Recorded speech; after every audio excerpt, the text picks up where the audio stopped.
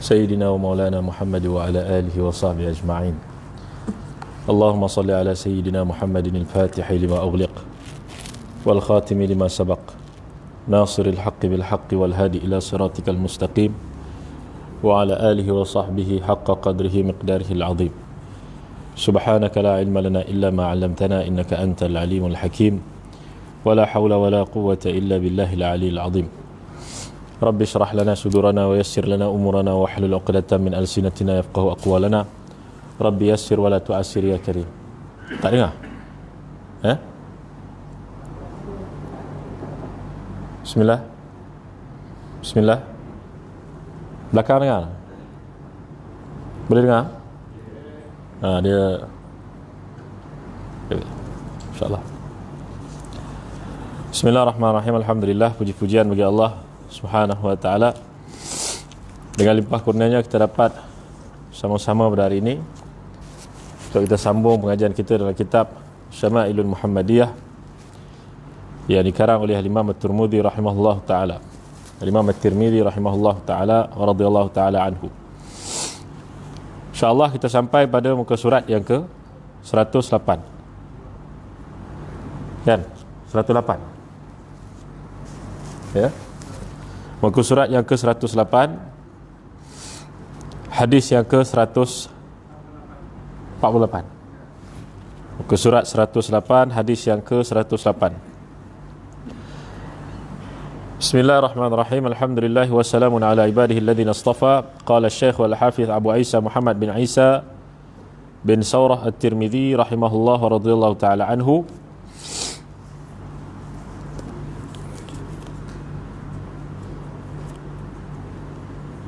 عن يونس عن قتادة عن أنس بن مالك قال ما أكل نبي الله على خوان ولا في سكرجة ولا خبز له مرقق قال فقلت لقتادة فعلى ما كانوا يأكلون قال على هذه السفر قال محمد بن بشار يونس هذا الذي روى عن قتادة هو يونس الإسكاف. Daripada Yunus, daripada Qatadah, daripada Anas bin Malik radhiyallahu anhu berkata, baginda Nabi SAW tidak pernah makan di atas meja makan, juga tidak di atas piring yang kecil, juga tidak pernah dibuatkan kepada baginda SAW roti daripada gandum yang halus. Yunus berkata, aku bertanya kepada Qatadah, jadi di mana mereka makan? Qatadah menjawab, di atas sufrah, di atas sufar, seperti ini, yakni sejenis hamparan yang dibentangkan untuk menghidangkan makanan, sama ada diperbuat daripada kulit, kain dan sebagainya. Itu sufrah. Yang hari ini kadang ada yang buat daripada plastik, ya, dibentangkan macam plastik, kemudian dibentangkan, dimasukkan, diletakkan makanan di atasnya. Itu sufrah. Kalau dulu di zaman Rasulullah SAW digunakan daripada kulit kebanyakannya, kulit, kain dan sebagainya. Maka apa-apa sahaja walaupun daripada plastik, maka ia juga dinamakan sebagai sufar ataupun sufrah. Ya, kalau kita letakkan makanan di atasnya dan kita jadikan dia sebagai tempat untuk kita makan di atasnya secara beramai-ramai, selalunya begitu. Jadi tuan-tuan yang dimuliakan Allah Subhanahu wa taala, berkata Muhammad bin Bashar, Yunus yang meriwayatkan daripada Qatadah adalah Yunusul Iskaf. Jadi tuan-tuan yang dimuliakan Allah Subhanahu wa taala, ini kesinambungan daripada hadis yang pernah kita syarahkan sebelumnya berkaitan dengan Nabi SAW tidak pernah makan di atas meja makan. Ya, tidak pernah makan maknanya dalam keadaan duduk macam saya duduk ni. Selalunya Nabi SAW akan makan duduknya di bawah. Kemudian Nabi SAW, tuan-tuan yang dimuliakan Allah Ta'ala, akan makan di dalam sufrah. ataupun di dalam dulang. Ya, di atas dulang, yang mana dulang tersebut akan dimakan oleh baginda dan isteri baginda SAW, ataupun baginda SAW dan sahabat-sahabat baginda Rasulullah SAW. Maka tuan-tuan yang dimuliakan Allah Subhanahu wa taala, dikatakan di sini juga Nabi tidak pernah dibuatkan kepada baginda SAW roti daripada gandum yang halus. Seperti yang kita sudah maklum daripada hadis yang lepas, Nabi SAW makan roti asy-syair. Roti asy-syair ni apa tuan-tuan? Iaitulah daripada gandum yang paling kasar. Gandum yang paling kasar, ataupun kita kata yang paling murah lah, yang paling kasar, yang paling murah sekali. Itulah makanan kebiasaan baginda Rasulullah sallallahu alaihi wa ala alihi wa ashabihi wa baraka wasallam.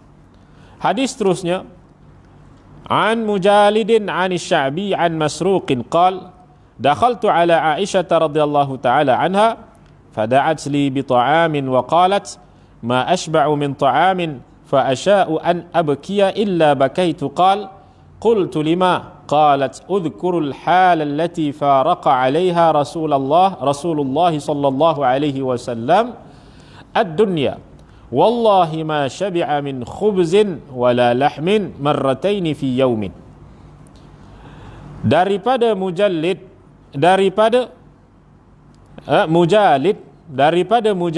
daripada Sya'bi daripada Masruq radhiyallahu anhu berkata, aku berkunjung menemui Sayyidatina Aisyah radhiyallahu anha, kemudian beliau mengajak aku makan. Yakni Sayyidatina Aisyah radhiyallahu anha mengajak dia makan.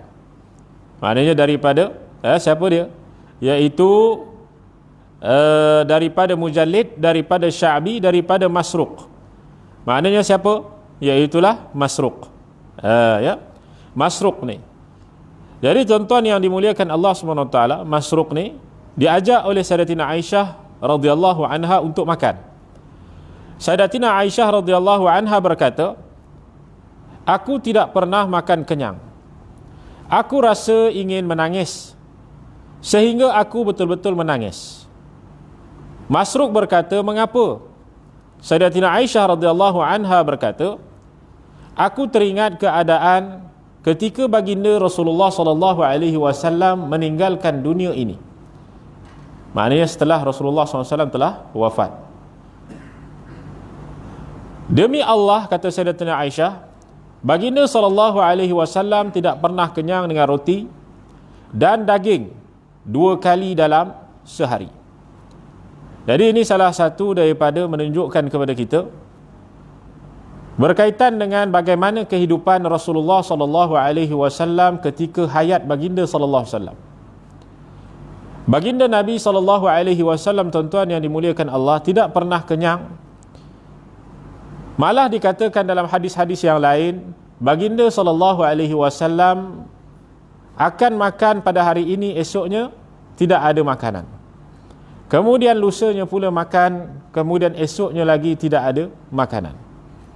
Malah dikatakan oleh Sayyidatina Aisyah radhiyallahu anha bahawa baginda sallallahu alaihi wasallam sampailah kepada kewafatan baginda sallallahu alaihi wasallam meninggalkan dunia ini. Sayyidatina Aisyah mengatakan, demi Allah, baginda sallallahu alaihi wasallam tidak pernah kenyang dengan roti dan daging 2 kali dalam sehari. Tidak pernah kenyang 2 kali dalam sehari. Maknanya mungkin sehari sekali sahaja. Kadang-kadang ada dalam hadis Nabi SAW beritahu, satu hari yang ada hanya sebiji kurma, sebiji tamar, maka akan dibelah 2 dengan Sayyidatina Aisyah radhiyallahu anha. Tuan-tuan yang dimuliakan Allah Subhanahu wa taala, itulah kehidupan baginda sallallahu alaihi wasallam.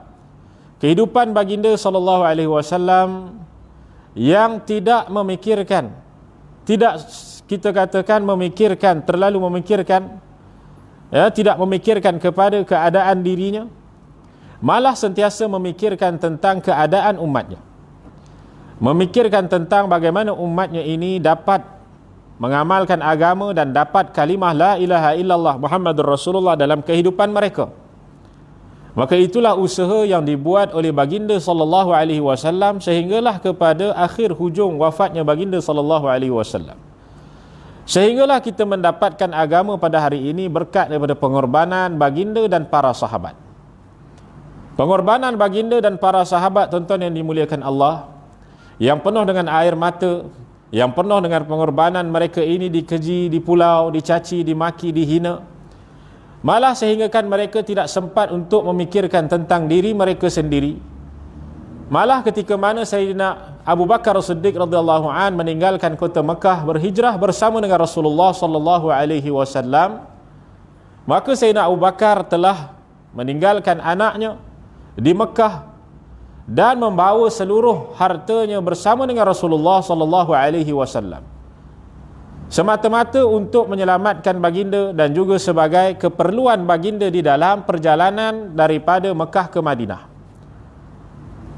Maka dikatakan kepada anaknya, semua hartanya dia bawa untuk bersama dengan Rasulullah sallallahu alaihi wasallam. Maka anaknya pun mengetahui dan anaknya pun redha. Itulah pengorbanan mereka, tuan-tuan yang dimuliakan Allah Subhanahu wa taala. Mereka tinggalkan rumah mereka, mereka tinggalkan anak isteri mereka kerana cinta kepada Rasulullah sallallahu alaihi wasallam, dan mereka telah mempertaruhkan nyawa mereka. Di dalam diri mereka hanya ada satu, iaitu mereka telah memberikan sumpah setia kepada baginda sallallahu alaihi wasallam, dan mereka telah mempertaruhkan nyawa mereka hanya semata-mata kerana agama Allah Subhanahu wa taala. Dan akhirnya kita pada hari ini mendapatkan agama dalam keadaan yang sangat mudah, dalam keadaan yang sangat senang, dalam keadaan yang kita mungkin ada dapat agama daripada keturunan kita, daripada mak ayah kita, daripada atuk nenek kita, dan ada di kalangan mereka yang dapat hidayah daripada Allah Subhanahu wa taala dengan asbab dakwah daripada saudara-saudara kita yang lain. Tetapi tidaklah seperti mana kita merasai bagaimana zamannya para sahabat mereka mempertahankan agama ini. Bagaimana kalau mereka ini mempertahankan agama mereka di zaman mereka itu bersama dengan Rasulullah sallallahu alaihi wasallam. Misalnya di awal Islam, bila diketahui sahaja mereka ini orang yang bersama dengan Rasulullah sallallahu alaihi wasallam, maka sudah pastilah mereka ini akan ditangkap, mereka akan diseksa, dan ada di kalangan mereka yang direbus hidup-hidup, ada di kalangan mereka yang telah disula daripada dubur mereka, hanya semata-mata kerana mempertahankan kalimah la ilaha illallah Muhammadur Rasulullah. Maka itulah, tuan-tuan yang dimuliakan Allah Subhanahu wa taala, keadaan agama untuk sampai kepada kita hari ini penuh dengan pengorbanan.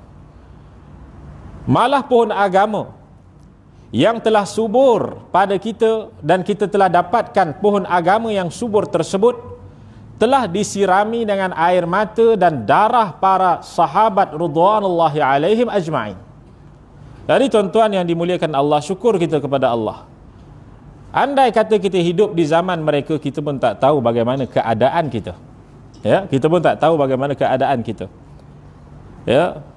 Jadi tuan-tuan yang dimuliakan Allah Subhanahu wa taala, saya teringat pada guru kami, Al-Habib Zain bin Ibrahim bin Sumait.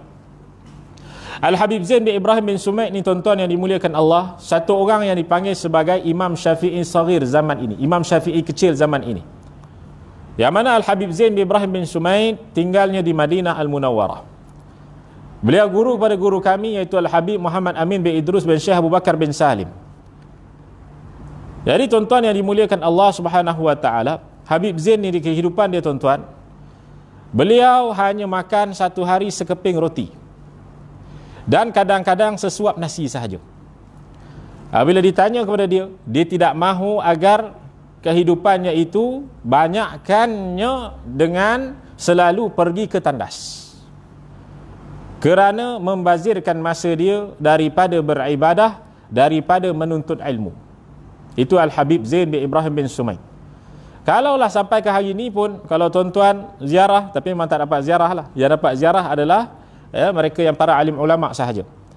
Jadi siapa yang ziarah, maka mereka pun akan melihat Habib Zain ni, dia akan makan satu hari satu suap nasi sahaja. Itulah makanan Habib Zain bin Ibrahim bin Sumai. Jadi tuan-tuan yang dimuliakan Allah Subhanahu wa taala, diriwayatkan bahawasanya Al-Imam Malik radhiyallahu an. Al-Imam Malik ni tuan-tuan, dia 3 hari sekali baru akan ke tandas. 3 hari sekali baru akan ke tandas. Diriwayatkan bahawa Imam Malik pun makannya sangat-sangat sedikit. Sangat-sangat sedikit sehingga kurangnya Imam Malik ke tandas.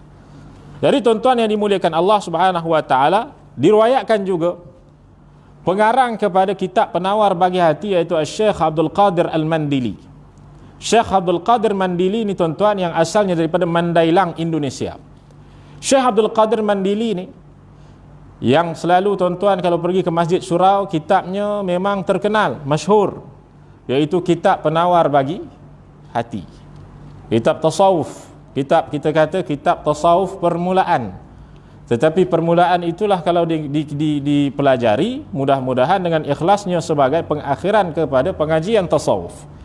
Tuan-tuan yang dimuliakan Allah SWT, Syekh Abdul Qadir Al-Mandili rahimahullahu ta'ala wa radhiyallahu ta'ala anhu, beliau tuan-tuan dikatakan 4 hari sekali baru makan.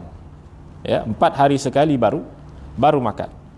Nah, itulah keadaan para ulama, para wali Allah, sehingga kan keperluan untuk makan itu, mereka mujahadahkan nafsu mereka mujahadahkan amal mereka mujahadah mempelajari ilmu, yang mana ilmu yang mereka mujahadah itu kita pada hari ini telah mendapatkan manfaatnya.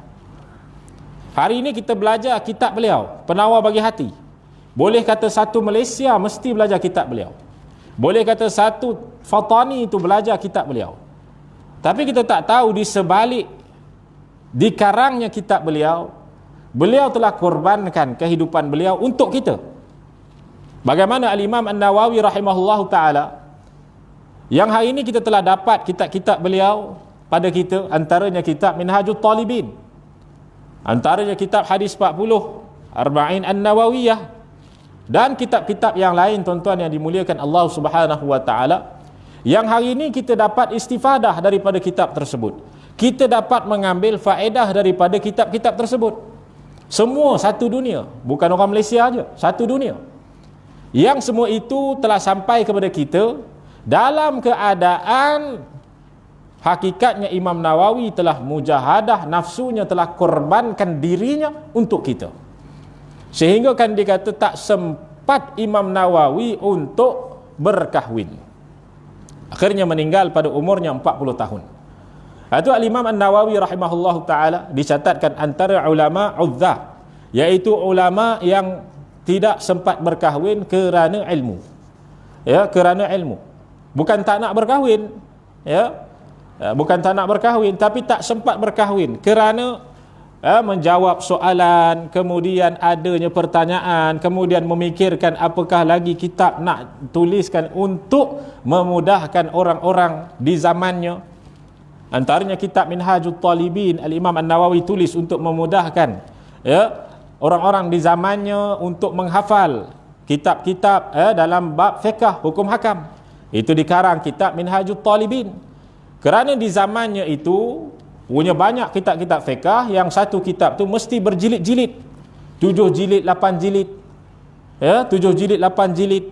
Maka dilihat oleh Imam An-Nawawi rahimahullahu ta'ala wa radhiyallahu ta'ala anhu, maka Imam Nawawi pun telah menulislah kitab Minhajut Talibin yang tebalnya begini, 1 jilid sahaja, untuk diguna pakai oleh anak-anak di zaman beliau, supaya memudahkan mereka ini untuk menghafalkan hukum hakam.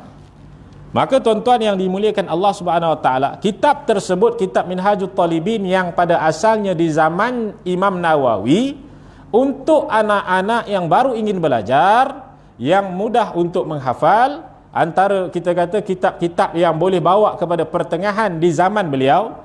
Pertengahan ni kelas pertengahan di zaman beliau, iaitu kitab Minhajut Talibin. Kalau bawa ke zaman kita pada hari ini, kitab Minhajul Talibin itulah kitab yang paling tertinggi dalam mazhab kita, mazhab Syafi'i. Maknanya apa? Di zaman Imam Nawawi, ya, kitab yang dikatakan hanyalah sebagai kitab rumusan ataupun kitab pertengahan ataupun kitab permulaan, itu di zamannya Imam Nawawi. Kalau dibandingkan dengan zaman kita, kitab tersebut adalah kitab terakhir ataupun kitab paling tinggi. Menunjukkan betapa himmah ataupun, ya, kita katakan tahapan ilmu di zaman kita yang makin berkurangan. Ya, kerana di zaman Imam Nawawi tahapan ilmu tu hanya tahapan budak-budak kecil sahaja. Tapi tahapan kita ni adalah tahapan yang paling tinggi sekali kitabnya. Padahal kitab yang sama, tetapi ya, kedudukannya telah berbeza sampailah ke akhir zaman. Ya, apabila Allah akan tarik nyawa satu persatu para ulama, itulah tandanya Allah menarik ilmu kembali. Tuan-tuan yang dimuliakan Allah Subhanahu wa taala, kerana itulah para ulama sufi mengatakan,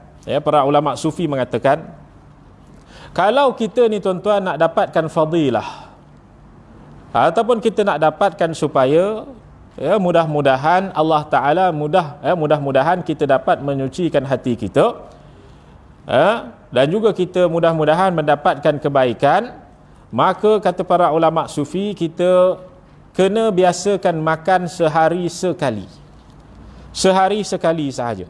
Itu kata para ulama sufi, dengan makanan yang sedikit. Tapi tuan-tuan yang dimuliakan Allah, ya, penceramah hari ini lain. Kalau berceramah, macam-macam makanan pula dah ada, ya. Jadi tak boleh nak elak lah. Tapi alhamdulillah lah, ada makanan, kita makan. Ya. Hari ini pun tak tahu masak apa pula. Jadi tuan-tuan yang dimuliakan Allah Subhanahu Wa Taala, itu keadaannya kata para ulama sufi. Ya, para ulama sufi mengatakan, kalaulah kita ini nak mujahadah nafsu kita, nak bersihkan hati kita, maka kurangkanlah makan. Itu kebiasaan tuan-tuan yang dimuliakan Allah.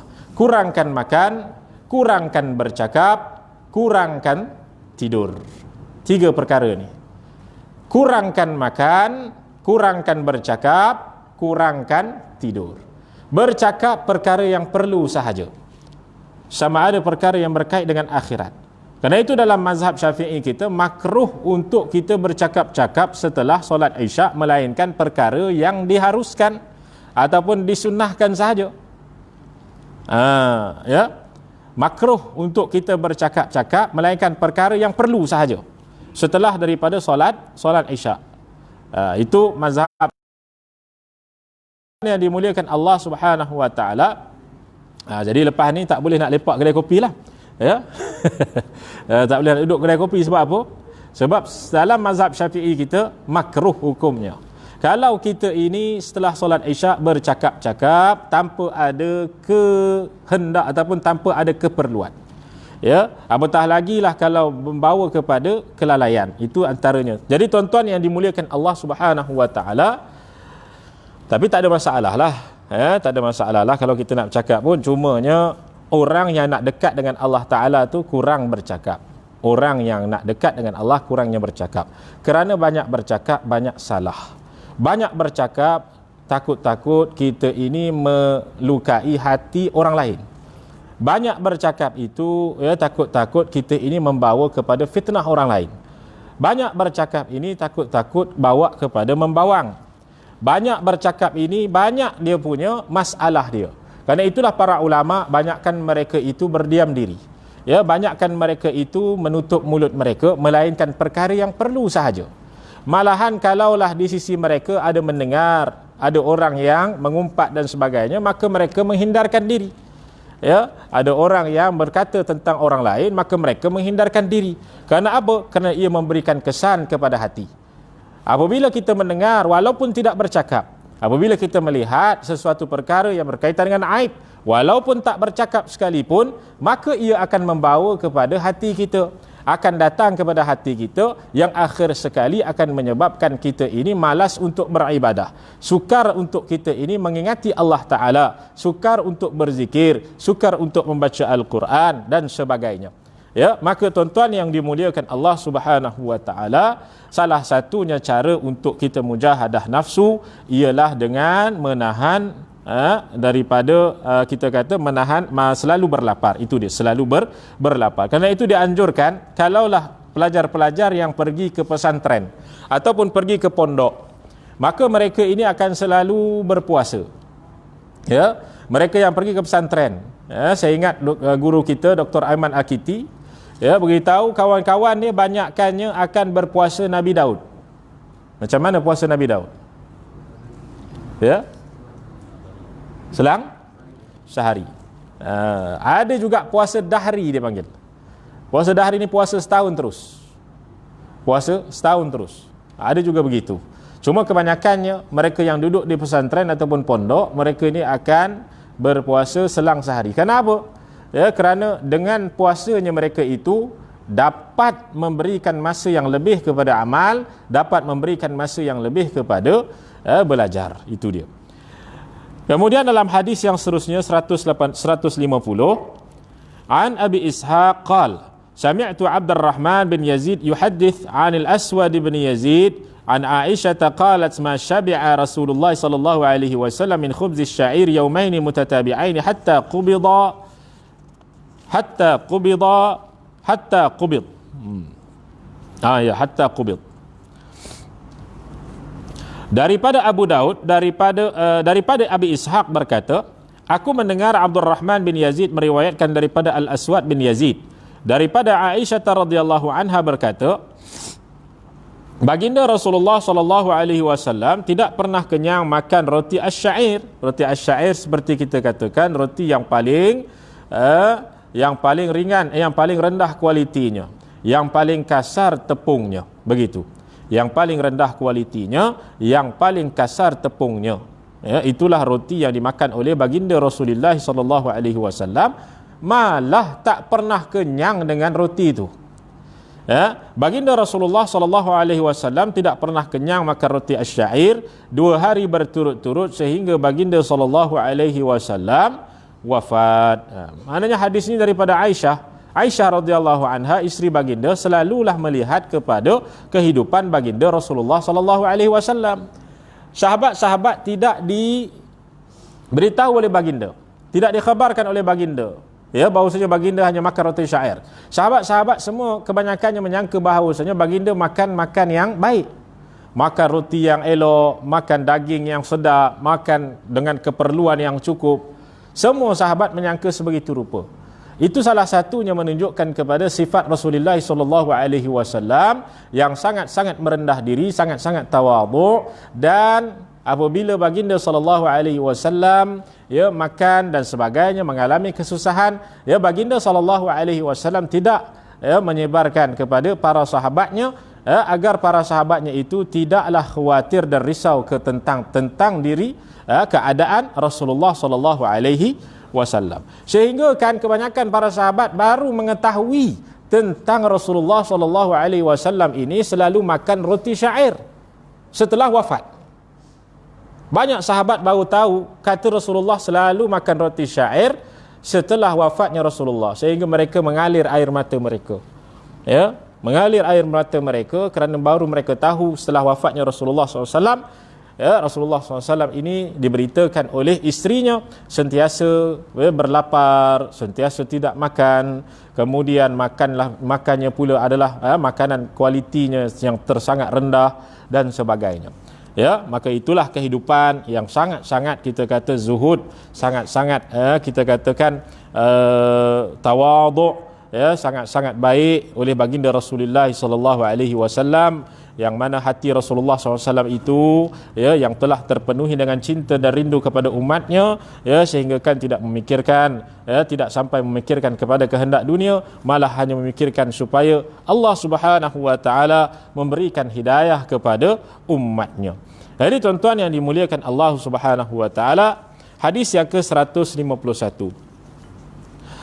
Hadis yang terakhir dalam bab ini, yaitu dikatakan an Sa'id bin Abi Arubah an Qatadah an Anas qala ma akala Rasulullah sallallahu alaihi wasallam ala khiwanin wala akala khubzan muraqqaqan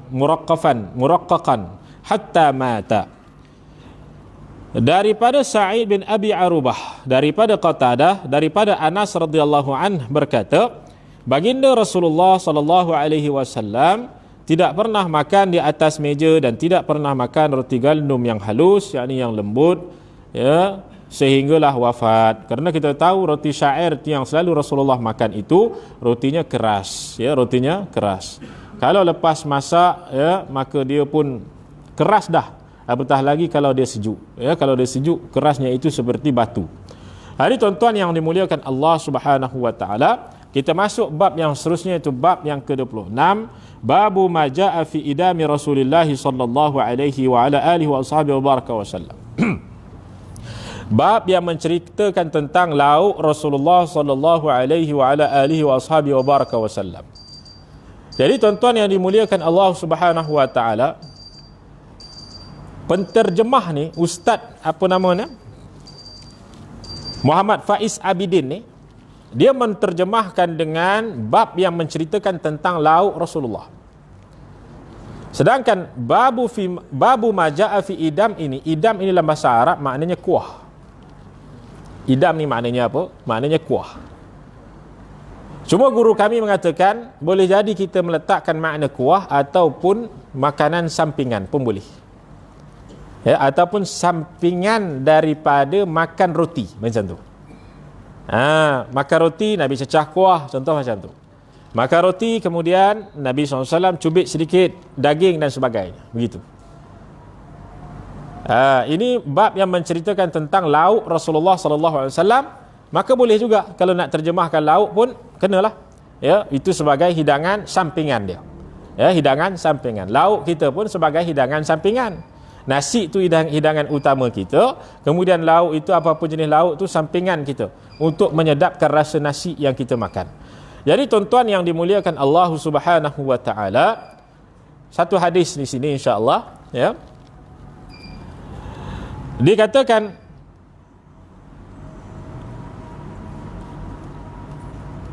An Hisham bin Urwah an abihi an Aisyah radhiyallahu anha anna Rasulullah sallallahu alaihi wasallam qala ni'mal idamul khal qala Abdullah ibn Abdurrahman fi hadithihi ni'mal udmu awil idamul khallu. Jadi tuan-tuan yang dimuliakan Allah Subhanahu wa taala, maka hadis ni tuan-tuan yang dimuliakan Allah Subhanahu wa taala dinyatakan di sini daripada Hisham, daripada Urwah, daripada ayahnya, daripada Sayyidatina Aisyah radhiyallahu anha, baginda Rasulullah sallallahu alaihi wasallam bersabda, sebaik-baik lauk adalah cuka. Sebaik-baik lauk adalah cuka. Berkata Abdullah bin Abdurrahman pada hadisnya, sebaik-baik lauk atau lauk pauk, ni'mal udmu awil idamu al-khal. Lauk pauk adalah cuka. Jadi tuan-tuan yang dimuliakan Allah Subhanahu wa taala, hadis ni sebenarnya diriwayatkan, ya, Nabi sallallahu alaihi wasallam menyatakan bahawasanya sebaik-baik kita kata lauk ataupun makanan itu adalah cuka.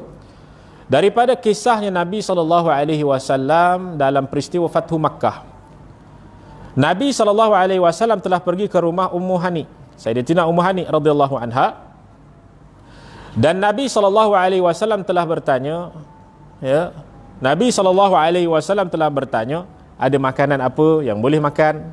Nabi tanya, ya, sebagai kita kata silaturahminya Nabi sallallahu alaihi wa ala alihi wa ashabihi wa baraka wasallam. Jadi tuan-tuan yang dimuliakan Allah Subhanahu wa taala, maka Sayyidatina Ummu Hani pun mengatakan tidak ada makanan lain melainkan cuka. Tidak ada makanan lain melainkan apa? Cuka. Maka Rasulullah sallallahu alaihi wasallam menyatakan sebaik-baik makanan adalah cuka. Ya. Ini hadis ni menunjukkan kepada kita bahawasanya apabila seseorang tersebut, ya, yang kita katakan telah menyediakan makanan sama ada isteri kita ke, contoh ni sebagai manfaat yang kita dapat ambil pada hadis.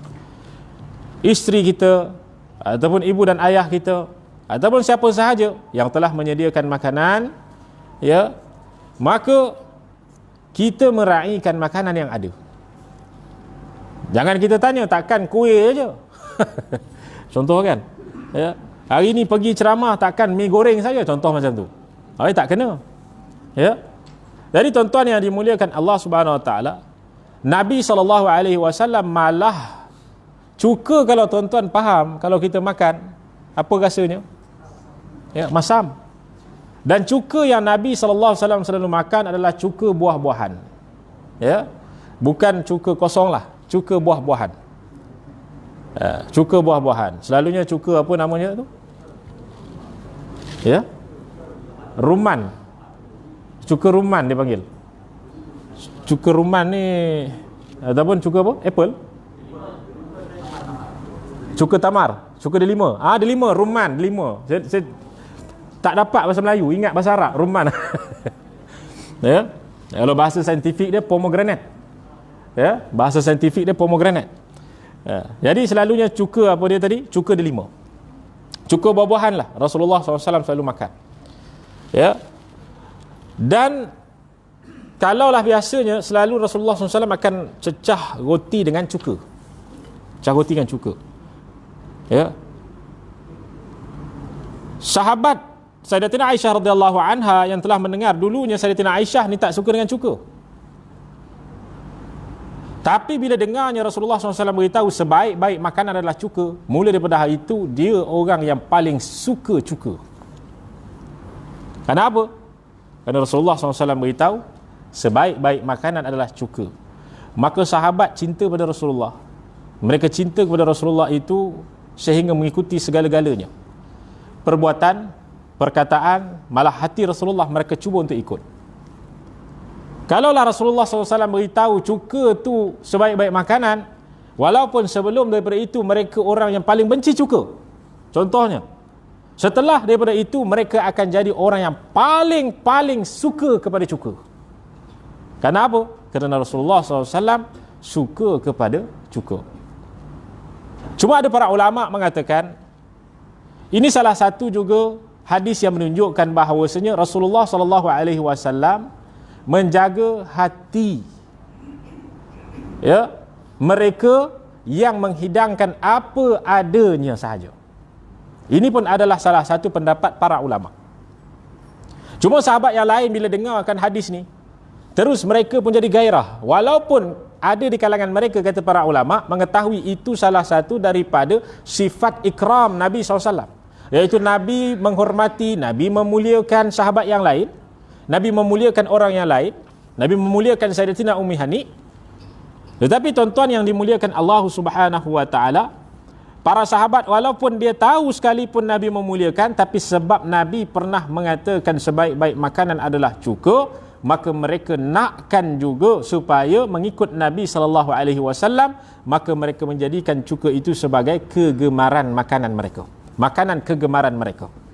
Ya, seperti labu dan sebagainya, pernah Rasulullah SAW sebutkan, ya, makanan tentang labu dan sebagainya, itu insya-Allah kita akan bahaskan. Jadi tuan-tuan yang dimuliakan Allah Subhanahu Wa Taala, ada hadis yang kita kata hadis ni menunjukkan kepada kita bahawasanya manfaat kepada kita kalaulah contoh makanan yang datang tu pula mungkin kita kata adalah makanan yang biasa-biasa saja ala kadar. Itu yang pertama. Yang keduanya, kalaulah makanan itu tidak sedap sekalipun, maka sama ada kita ini mendiamkan diri ataupun kita memberikan satu isyarat dengan cara yang paling baik. Ya, dengan cara yang paling baik. Kalau kita ini dihidangkan sebagai tetamu, ya, kalau kita ini dihidangkan sebagai pembeli di restoran, itu lain cerita dia. Ya, kalau terlebih garam, jangan kita diam. Boleh faham? Ya, kalau terlebih garam, terlebih ajinomoto ke contohnya, ya, dia faham daripada hadisnya, tak pun diam, jangan kata apa. Bukan macam tu. Sebab apa? Sebab ini berlakunya muamalah jual beli. berlakunya muamalah, maka di situ kenalah kita beritahu kalau ada apa-apa masalah pada barang ataupun makanan yang dijualkan kepada kita, yang diberikan servis ataupun khidmat kepada kita. Sebab apa? Sebab kita ini membayar. Itu lain cerita dia. Lainlah kalau kita ini datang ke rumah seseorang, kita sebagai tetamu, tetapi kita nak beritahu pada orang tersebut, restoran tersebut pun dengan penuh beradab, ikut kepada apa yang diperkatakan dan diperbuatkan oleh baginda Rasulullah sallallahu alaihi wasallam, walaupun baginda sebagai seorang tetamu, tapi kita dapatlah ikut juga sifat baginda Rasulullah SAW dalam menegur, dalam kita ini bercakap dan sebagainya. Jadi tuan-tuan yang dimuliakan Allah Subhanahu wa taala, maksudnya tuan-tuan yang dimuliakan Allah Subhanahu wa taala, kata para ulama lagi, kalaulah dalam makanan tidak ada makanan yang lain selain daripada cuka, maka cukalah yang terbaik. Begitu. Kerana apa? Kata para ulama, di rumah Sayyidatina Ummi Hani itu hanya ada cuka. Sebab itu Rasulullah kata sebaik-baik makanan adalah cuka. Ni'mal khal, ni apa namanya? Ditulis sini apa? Ni'mal idam ataupun ni'mal udm al khal. Begitu. Sebaik-baik makanan, sebaik-baik kuah adalah cuka. Kerana apa? Kerana di rumah Sayyidatina Ummi Hani itu tidak ada yang lain melainkan hanya cuka. Sebab itu kata para ulama, kalau tak ada makanan yang lain, maka yang ada hanya cuka ketika tersebut, maka cukalah makanan yang paling terbaik sekali. Tapi kalau ada makanan yang lain, maka bolehlah makan makanan yang lain. Cuma kita ambillah sunnah Rasulullah sallallahu alaihi wasallam, dapatlah kita buat sehari sekali ke, ataupun 2 hari sekali ke, ataupun seminggu sekali ke, untuk kita ini merasai cuka, makan cuka dengan niat untuk mengikut kepada hadis baginda Rasulullah sallallahu alaihi wasallam. Kalau tuan-tuan tengok fadilah ataupun kelebihan, ataupun kita kata dia punya khasiat dia pun sangat banyak, cuka ni, itu tuan-tuan boleh rujuk kepada mereka yang berkaitan dengan bidang perubatan. Jadi tuan-tuan yang dimuliakan Allah Subhanahu wa taala, pernah satu ketika Nabi sallallahu alaihi wasallam beritahu, aku akan pergi ke mana-mana majlis. Di Madinah, Nabi SAW selalu dijemput pergi ke majlis-majlis kaum-kaum tertentu. Nabi SAW selalu dijemput untuk pergi ke majlis-majlis, antaranya dengan kaum Sayyidina Abi Dzar Al-Ghifari antaranya, dan kaum-kaum yang lain. Maka Rasulullah SAW apabila dijemput, maka Nabi SAW beritahu, aku akan datang dan makan apa sahaja makanan yang diberikan kepadaku, walaupun yang dihidangkan itu adalah sup qawarek, syurbah qawarek. Kalau kita pergi ke Madinah, pergi ke mat'am samak, ataupun kita kata restoran samak di Syariq Qarban, di jalan depan daripada Masjid Nabawi, minta sup qawarek. Sup qawarek ni apa dia? Sup kosong kambing. Dia letak kambing itu, itulah sup kosong, dia rebus sekali. Nabi kata, kalaulah aku dijemput, walaupun yang dihidangkan itu adalah sup kosong saja, Nabi SAW akan makan juga. Itulah adab, itulah penghormatan, itulah sifat yang diajarkan oleh baginda Rasulullah sallallahu alaihi wa ala alihi wa sahbihi wa baraka wasallam, untuk menjaga hati dan juga untuk memberikan penghormatan, memberikan penghargaan kepada mereka yang telah memberikan, menghidangkan makanan, yang telah menjamu makanan. Kerana mereka yang menghidangkan makanan itu hatinya sangat besar, besar hati, untuk memberikan kepada seseorang tetamunya untuk makan sekadar yang dia mampu, sekadar yang dia mampu, maka kita raikanlah mereka. Dan juga kalau tuan-tuan nak mengaji lagi tentang adab sebagai seorang muslim, dari segi tetamunya, dari segi menghidangkan makanannya, semua itu ada dalam kitab yang telah dikumpulkan oleh guru kami, iaitu Al-Habib Muhammad Amin bin Idrus bin Syekh Abu Bakar bin Salim, yang menerangkan lebih kurang 40 adab. 40 adab sebagai seorang muslim. Kitabnya tebal ni, masya-Allah. Dalam tu penuh adab. Adab ni, macam-macam adab. Jadi tuan-tuan yang dimuliakan oleh Allah Subhanahu wa taala, saya rasa setakat sini sajalah ya kita punya perbahasan kita pada hari ini. InsyaAllah kita akan sambung pada masa yang akan datang, bab yang ke-26 pada hadis yang ke-153. Ya, pada hadis yang ke-153. Wallahu taala a'la wa a'lam. Jadi kita tutup majlis kita dengan tasbih kafarah dan suratul asr. Bismillahirrahmanirrahim. Subhanakallahumma wa bihamdika asyhadu an la ilaha illa anta astaghfiruka wa atubu ilaik. Bismillahirrahmanirrahim. Wal asr innal insana lafi khusr illa alladhina amanu wa amilus salihat wa tawasaw bil haqqi wa tawasaw bis sabr. Walhamdulillahi rabbil alamin. Wassalamu alaikum warahmatullahi taala wabarakatuh.